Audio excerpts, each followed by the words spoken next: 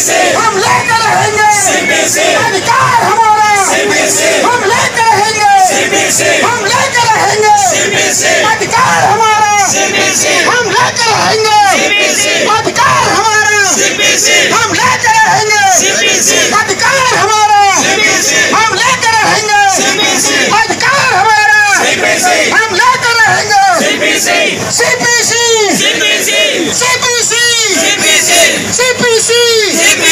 अधिकार हमारा।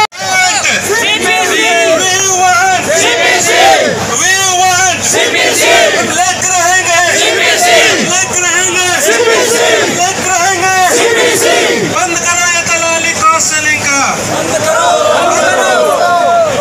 ये दलाली क्रॉस सेलिंग का, बंद करो ये क्रॉस सेलिंग दलाली, हम लेकर रहेंगे, लेकर रहेंगे।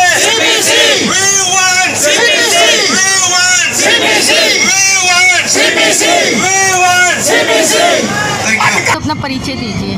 मैं संदीप सेंट्रल बैंक और हरियाणा से आया हूँ। और क्या ऐसी प्रमुख मांगे हैं जो आज जंतर मंतर पे आप प्रदर्शन कर रहे हैं? हमारी प्रमुख मांगे हैं, सबसे पहली मांग तो हमारी यही है कि भी हमें सीपीसी के अंतर्गत लाया जाए। जो हमारा वेज रिवीजन है, पे स्केल है, वो हमें जो सेंट्रल गवर्नमेंट के कर्मचारी हैं उनके बराबर हमें वेज रिवीजन दिया जाए। अभी कितना मिलता था आप लोगों को? अभी तो कुछ मिलता ही नहीं मैम, जितना हम काम कर रहे हैं उसके मुताबिक तो हमें कुछ ही नहीं मिल रहा। कुछ भी नहीं मिलता? कुछ भी नहीं मिल रहा। तो आपकी प्रमुख मांग क्या है? प्रमुख मांग तो हमारी यही है कि भी हमें सीपीसी दिया जाए, यानी सेंट्रल बैंक के जो सेंट्रल गवर्नमेंट के जो कर्मचारी हैं उनके मुताबिक उनके सम्मान हमें वेतन दिया जाए।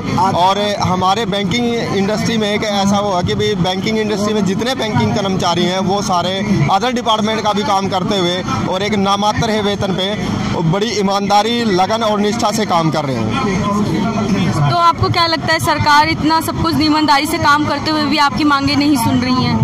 जी, कहीं ना कहीं है जो बैंकिंग इंडस्ट्री में काम कर रहे हैं उन कर्मचारियों की ही गलती मानी जाएगी। वो लोग डरे हुए हैं। हमारे जो पुराने नेताएं हैं जो हमारे हकों की लड़ाई के लिए बोलते हैं कि भाई हम बैंक कर्मचारियों के हकों के लिए लड़ाई कर रहे हैं, उनकी भी इसमें बहुत सारी कमियां हैं। आज की तारीख में जो हमारा, पहले अपना परिचय दी। मैं अश्विनी कुमार कोऑर्डिनेटर हूँ इस मीटिंग का।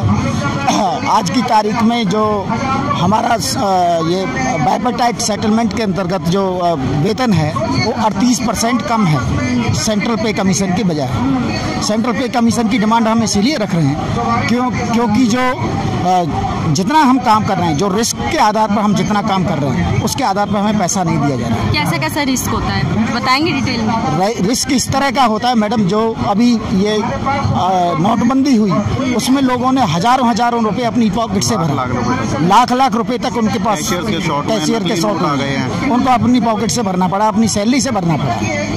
तो ये हमारे रिस्क हैं, बहुत सारे रिस्क हैं हमारे लोगों पर। अभी हरियाणा में कल परसों उसकी गर्दन काट दी गई, एक व्यक्ति, एक गार्ड को मार दिया गया।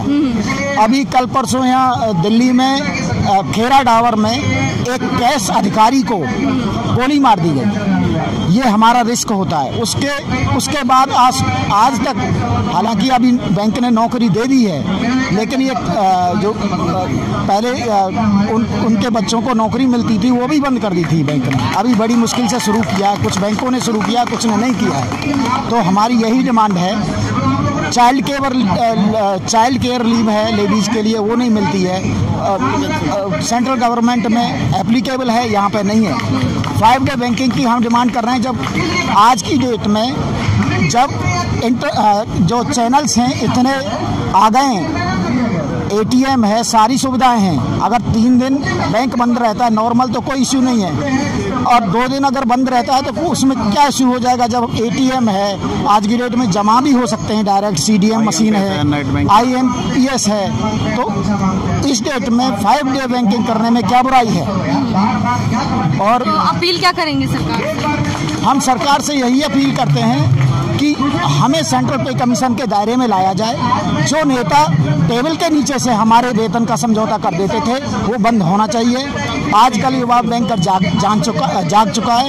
हम ओल्ड पेंशन स्कीम को लागू कराना चाहते हैं, न्यू पेंशन स्कीम में हमें क्यों रखा जाए? जब एक एमपी को अगर वो एक दिन सांसद रह जाता है तो उसे पेंशन दी जा सकती है, तो हमें पूरी सर्विस पेंशन 30 साल की सर्विस करने के बाद पेंशन क्यों नहीं दी जा सकती? हम एनपीएस पे क्यों रहें?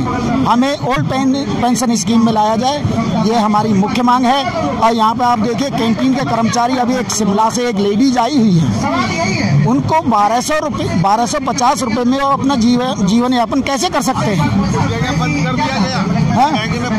सरकार ने बंद, उनको 1250 रुपये में कैंटीन के कर्मचारी को 1250 रुपये दे रहे हैं। आप वो जीवन यापन दिल्ली में कैसे कर सकते हैं? आप बताइए। उनको मिनिमम वेजेस मिलना चाहिए या नहीं मिलना चाहिए?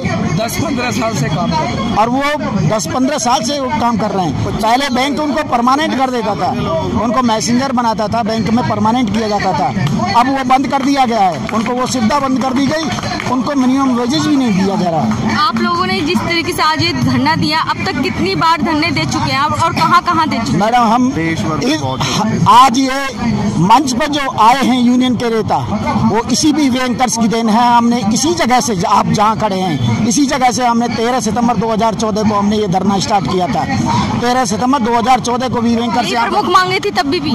हाँ जी, आपकी जो मांग आज है हमारी यही मुख्य मांगे थी, और इन्हीं मांगों की वजह से आज की डेट में यूनियन को भी थोड़ा जगना पड़ा है। हालांकि वो सेंट्रल पे कमीशन को खत्म नहीं करना चाहते, क्योंकि इसके जरिए उनकी नेतागिरी खत्म हो जाएगी। अगर सेंट्रल पे कमीशन आता है और उनकी जो लेवी है, जितना ये डिले किया जाएगा बायपोटेक सेटलमेंट, उतना ही उनकी लेवी बढ़ जाएगी। जितना लोगों को एरियर मिलता है उस पर 3% देना पड़ता है, 5% देना पड़ता है अलग अलग जगह पर, अलग अलग यूनिट्स को। इसीलिए हर बार वो, अगर आपकी ये मांगे पूरी नहीं होती तो आगे क्या करेंगे आप?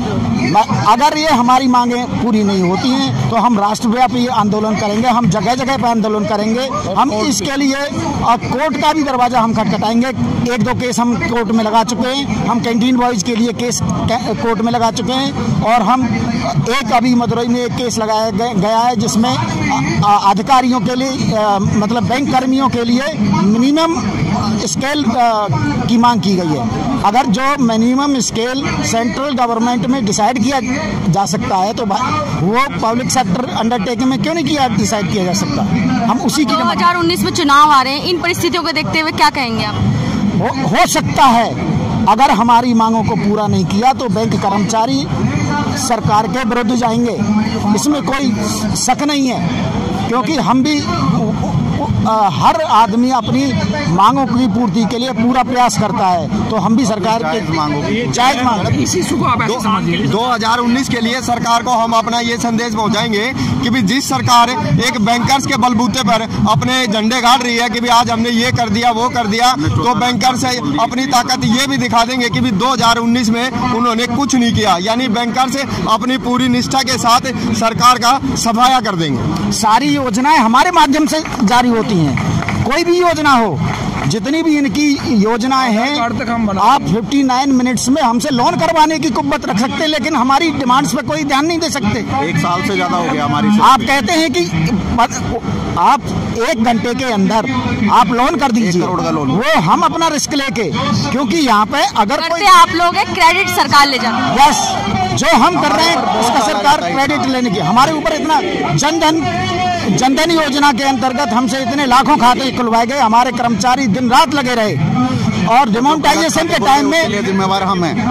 किसी का अगर कुछ फ्रॉड हो जाता है, कुछ भी होता है, तो उसके लिए जिम्मेवार हम हैं। लेकिन क्या है कि क्रेडिट लेती है गवर्नमेंट कि हमने इतने खाते खोले, इतने खाते खोले। अगर हमसे काम करवा रही है तो हमारे को सैलरी देने में गवर्नमेंट को क्या इशू है? हर बार हमें क्यों अपनी सैलरी के लिए लड़ाई करनी पड़ती है? आप में, आपके जो डिपार्टमेंट्स में कई लोग ऐसे भी होंगे जो मानसिक रूप से भी नहीं, काफियों ने सुसाइड किया, काफियों ने 302 मैक्सिमम 302 आत्महत्याएं हो चुकी है इस साल के फाइनेंशियल ईयर में। 302 आत्महत्याएं हुई हैं। इतने बैंक परिस्थितियों को देखते हुए मैम, प्रेशर तो अनबियरेबल है, इतना प्रेशर बनाया गया है। 302 मैम, आप इस मुद्दे को ना थोड़ा व्यापक उसमें देखिए। ये लड़ाई है इक्वलिटी एंड जस्टिस की। 1976 में बैंक ऑफिसर की पेमेंट IAS से 20 रुपये ज़्यादा थी। शास्त्री अवार्ड, पिल्ले कमेटी, देसाई अवार्ड हमें बराबरी का अधिकार देता है।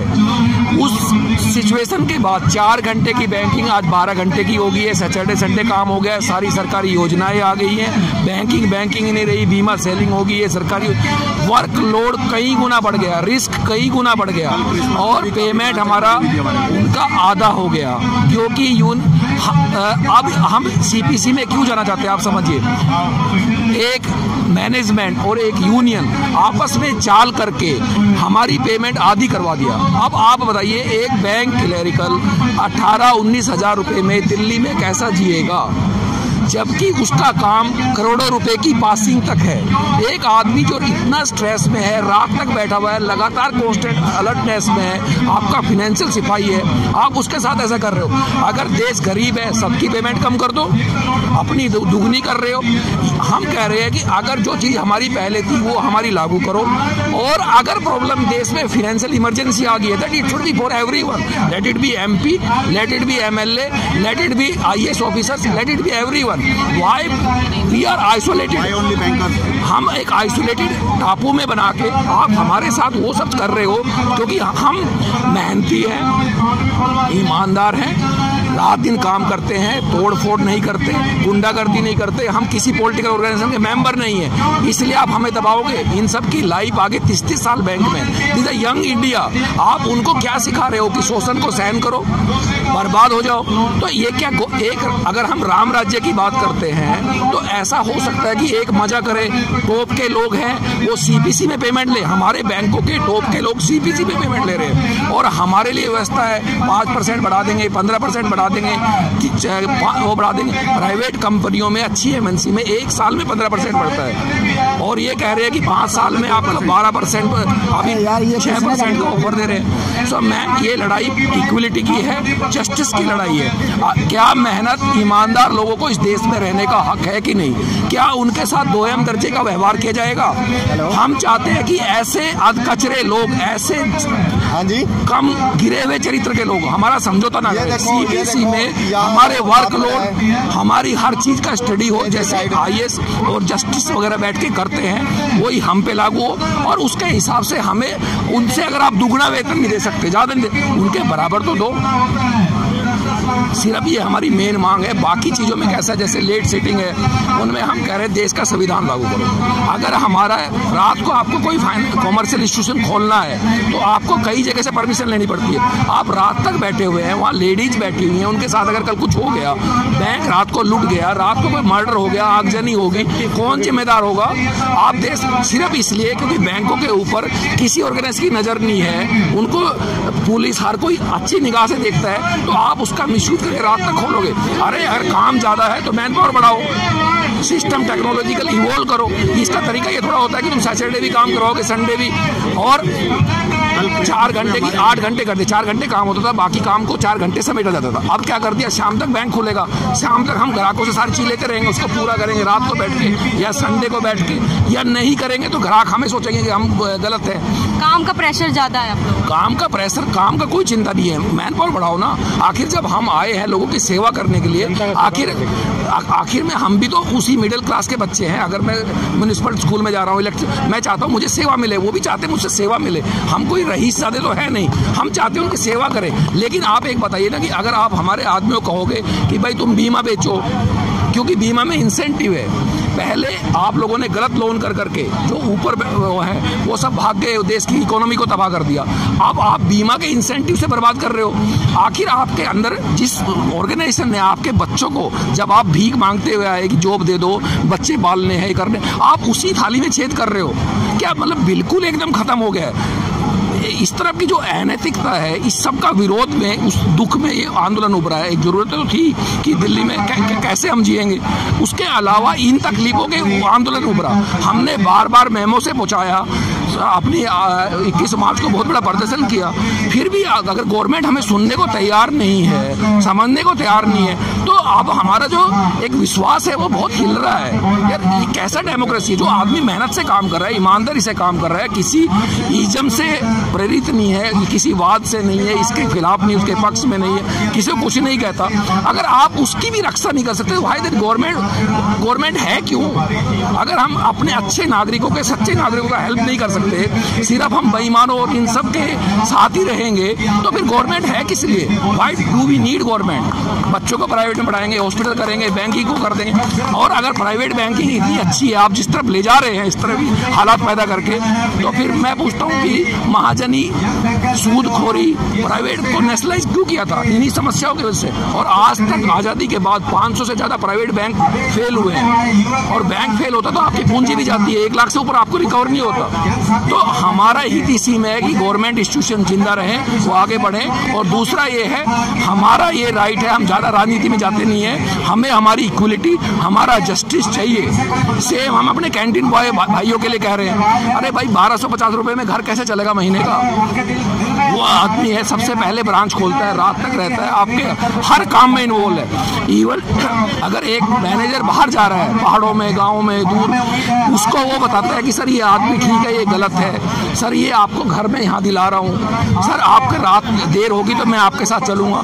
यार जो आदमी आपके साथ छाया बन के 20-20 साल से जी रहा है, उस आदमी को आप एक मिनिमम वेजेस भी नहीं दे सकते। वो जो गवर्नमेंट के लॉ है, आप गवर्नमेंट से, संविधान से ऊपर हो गए हो, सबकी इक्वलिटी छीन लोगे, सबका मिनिमम वेजेस छीन लोगे, रात को ब्रांच अपने मन से खोलोगे। क्या इस देश में अब डेमोक्रेसी, कानून, लॉ, रूल ऑफ लॉ नहीं रहा क्या? यही हम गवर्नमेंट से बार बार पूछ रहे हैं। भाई आखिर आप भ्रष्टाचारियों पर लगाम नहीं लगा पा रहे, आप रूल ऑफ लॉ को लागू नहीं करवा पा रहे, आखिर क्या करो? या तो फिर आप, हमारे कर्मचारी तो वैसे ही मर रहे हैं, आत्महत्या कर रहे हैं, इनको मार ही डालो। फिर वैसे ही डेली एक आदमी मर रहा है और बाकी खत्म करो। ये है मैं इशू, हमारा इशू। आपने बताया था कि क्रिसमस डे पे भी मैम काफ़ी एक्चुअली क्या है, अभी जो एक लेटेस्ट इसकी मोदी जी की स्कीम आई है 59minutes.com, जिसमें 1 करोड़ तक का लोन MSME को 59 मिनट्स में प्रिंसिपल अप्रूवल मिलता है। उसका इतना प्रेशर था, परसों मेरी ब्रांच में भी फ़ोन आया जोनल ऑफिस से कि आपको कल ब्रांच खोलनी है, आपको आना है, ये लोन करने हैं। मतलब इतना प्रेशर था कि क्रिसमस पे भी आप घर नहीं बैठ सकते, उस पर भी आप ब्रांच खोलो, आप बैठो, अपना घर छोड़ दो, अपना समाज छोड़ दो, आप बैंक में बैठो, लेकिन आपकी सैलरी इंक्रीमेंट है वो 1 साल से ड्यू है, उसके लिए कोई कुछ नहीं कहेगा। मतलब इतना प्रेशर है कि लड़ाई करनी पड़ती है हमें। जब काम कर रहे हैं हम, तो हमारी सैलरी के लिए गवर्नमेंट को देना चाहिए ना, बिना मांगे। जब गवर्नमेंट अपने डिपार्टमेंट्स को, बाकी PSUs को दे रही है, तो बैंकर्स को क्यों नहीं? फौजी भाइयों से बात करना चाहता हूँ। फौजी भाई इतने साल बाहर रहे, उन्हें ट्रांसफर का तो कोई डर होना ही नहीं चाहिए, और ट्रांसफर का भी किसी भी चीज़ का डर नहीं होना चाहिए। फिर वो किसके लिए इतना परेशान होते हैं, इतना एक्सेप्ट क्यों करते